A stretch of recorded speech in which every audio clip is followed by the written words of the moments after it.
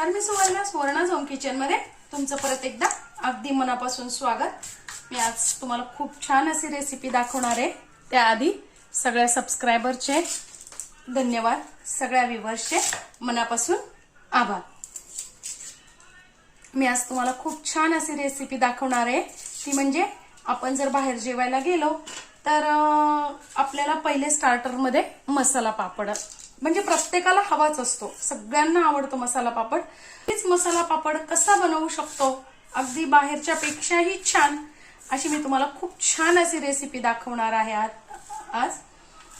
तर त्यासाठी मी इथे घेतलाय एक कांदा, 2 टोमॅटो आणि थोडीशी कोथिंबीर।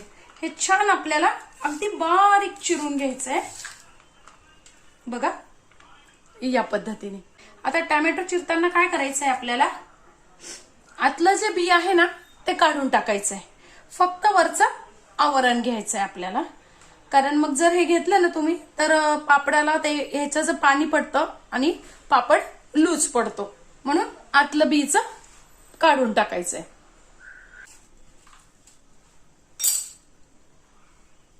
तुम्हाला आवडत असेल तर तुम्ही हिरवी मिरची ही बारीक चिरून घेऊ शकता।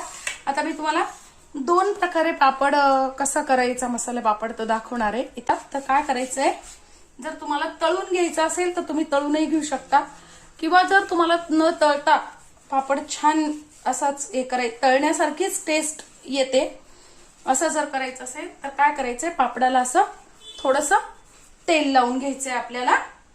आणि मी ते तवा ठेवलेला आहे, आपल्याला काय करायचंय तो भाजून घ्यायचंय बघा या पद्धतीने। आपण एका बाजूला तेल लावलंय, आता दुसऱ्या बाजूला पण तेल लावून घ्यायचंय।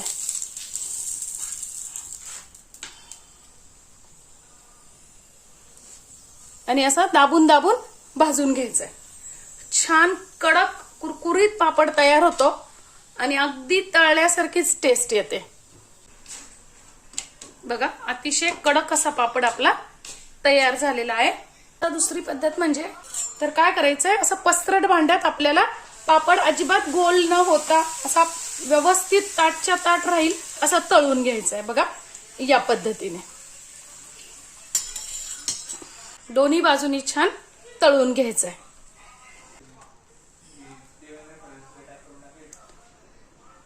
आता बघा हा आपला तळलेला पापड आहे। तळलेला पापड थोडासा फुगून मोठा होतो आणि हा आपला थोडंसं तेल लावून भाजलेला पापड आहे। मी घेतलाय थोडासा चाट मसाला, थोडंसं तिखट आणि शेव।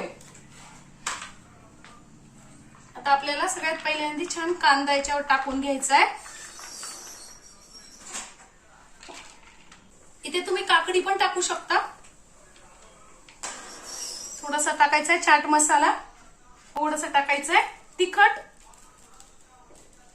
तुम्ही तुमच्या आवडीनुसार करू शकता, कमी जास्ती।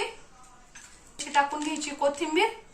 बघा किती मस्त आपला घरीच इतका सुंदर पापड तयार झालेला आहे, बाहेरच्या पेक्षाही छान।